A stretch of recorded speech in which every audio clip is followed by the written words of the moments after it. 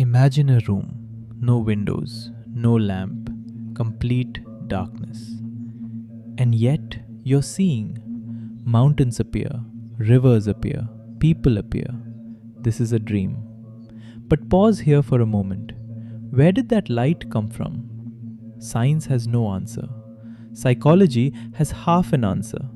But an Upanishad, thousands of years old, already gave the full answer in a single word: Tejas.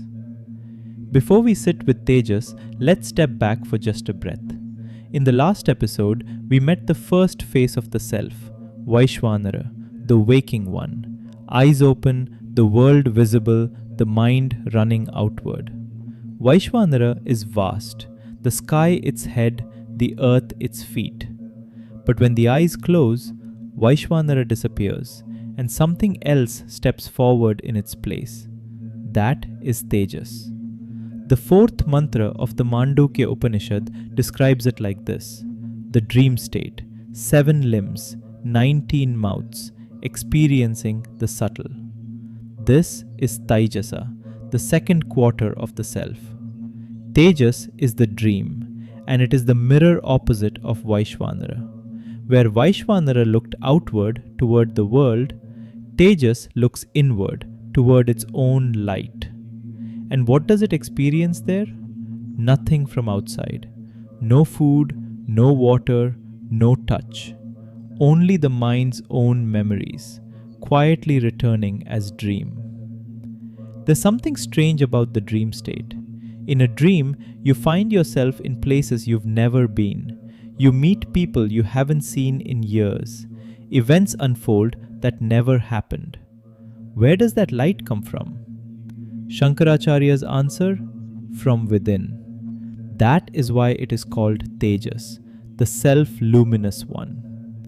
And what is the texture of that experience? In waking, what you experience is solid.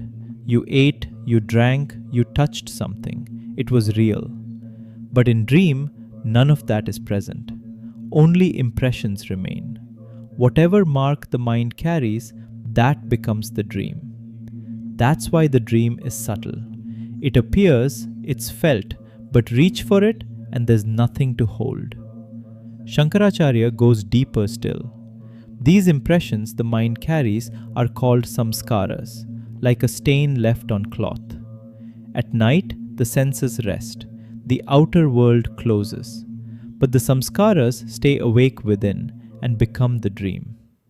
So the dream world isn't new. It is a reflection of your waking life. What was outside now appears inside. Only the shape has changed. And this Tejas, the one who creates this entire dream world, is itself a portion of the One Self. It creates, it watches, it experiences, all by itself. The fifth mantra speaks of prajna, the third quarter of the self. Where one desires no desire, sees no dream, that is deep sleep. Where all becomes one, a mass of pure consciousness, filled only with bliss, enjoying bliss, with consciousness as its mouth. This is prajna, the third quarter. Prajna is deep, dreamless sleep, a state where there is no dream, no desire, no thought at all. Vaishvanara looked outward toward the world. Tejas looked inward toward memory. And in prajna, there is no looking at all. Everything is still. No world is seen, no dream is seen. No I, no you. No question, no worry. Just a deep silence. And yet, waking from it, you say, what a good sleep that was. What peace. Where did that peace come from? When nothing was there, no object, no person, no sense, what was the source of that joy? The Mandukya Upanishad says, prajna is anandamaya, made of bliss. Prajna is immersed in joy. Shankaracharya explains it this way. In waking and in dream, the mind is always running somewhere, thinking this, wanting that, chasing what isn't here.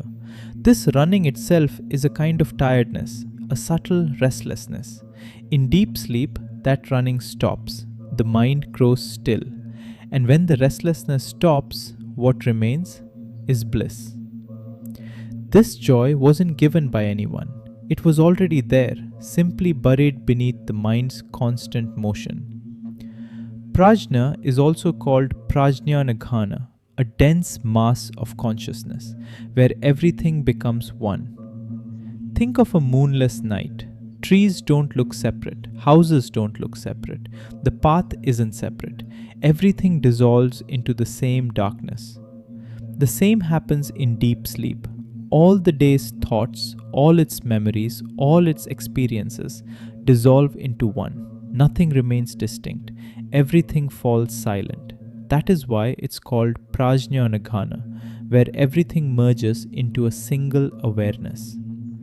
And prajna has consciousness as its gateway. Cheto, consciousness. Mukha, doorway. This is the doorway of consciousness. In deep sleep, consciousness withdraws inward. Everything dissolves into one. And in the morning, when the eyes open, that same consciousness returns outward, like someone entering a deep cave and returning by the very same path. Prajna is that meeting point where sleep ends and waking begins. The sixth mantra names Prajna as the root of everything, the Lord of all, the knower of all, the inner controller, the source and dissolution of all beings. This Prajna is the divine within everything. It knows all. It is the inner controller, the one who governs from within. Sit with that word for a moment. Right now, your breath is moving. You aren't moving it. Your heart is beating. You aren't beating it. Inside your blood, countless processes are unfolding, and you have no part in any of it. Someone is doing all of this without effort, without sound. That inner controller, that is prajna. Shankaracharya says prajna is Ishvara in two ways. First, within you, right now, this very moment. Your breath moves, you didn't move it. Your heart beats, you didn't beat it. Your eyes see, your ears hear, you simply experience. Something within is running all of it. That is prajna. Second, across the entire universe, the sun rises each day. Who commanded it? The wind moves. Who sent it? The rivers flow. Who set them flowing? In gods, in humans, in animals, in birds, the same one consciousness is present. That is prajna. But this isn't rule like a king's. A king sits apart from his subjects, issuing commands, separate from them. Prajna is nothing like that. Think of a clay pot. The clay in the pot didn't come from outside. The pot itself is clay. Every part, every particle, all clay. In the same way, this creation isn't separate from prajna. This tree, this sky, this human being, all made of prajna. Prajna is within them, inseparable from them. Just as clay doesn't know the pot and the pot doesn't know the clay, and yet the two are one, in the same way we do not know prajna, but we are made of nothing but that. And so it is said, prajna is the source and the dissolution of all beings. Like waves rising from the ocean is their birth, the ocean is their end. However large the wave, however small, in the end it settles back into the sea. In the same way, every being, God or human, animal or bird, rises from prajna and returns into it. But pause here. Prajna is vast, Lord of all, knower of all, inner controller of all. And yet, this is not the final truth. Why? Because even prajna still carries a veil of not knowing. Like clouds covering the sun is there, but not fully seen. In the same way, prajna knows bliss, but does not yet know its own true nature. And so, the fourth quarter arrives, Turiya. Waking, dream, deep sleep, three states, three different worlds. But one question remains, Who is it that witnesses all three? The one who woke in waking, where did they go in dream? The one present in dream, where did they vanish in deep sleep? And the one in deep sleep, where did they return from come morning? There is one who knows all three, who witnesses their arriving and their passing, who is itself neither waking nor dream nor deep sleep. That is Turiya, not awake, not dreaming, not in deep sleep, gaining nothing, losing nothing, neither appearing nor disappearing. What is it then?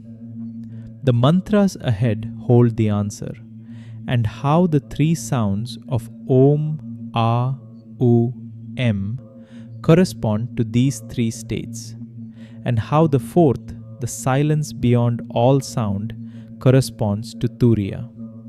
That unfolds next. Before we close, a small practice for tomorrow. When you wake, pause just for one breath before stepping into the world. And remember, what just woke is not only this body, it is Vaishvanara, the one for whom the sun is an eye and the earth is a foot. That remembering alone is this Upanishad's gift to you. If this way of exploring consciousness speaks to you, stay with Sarv Consciousness. We'll keep walking this path toward Turiya and beyond.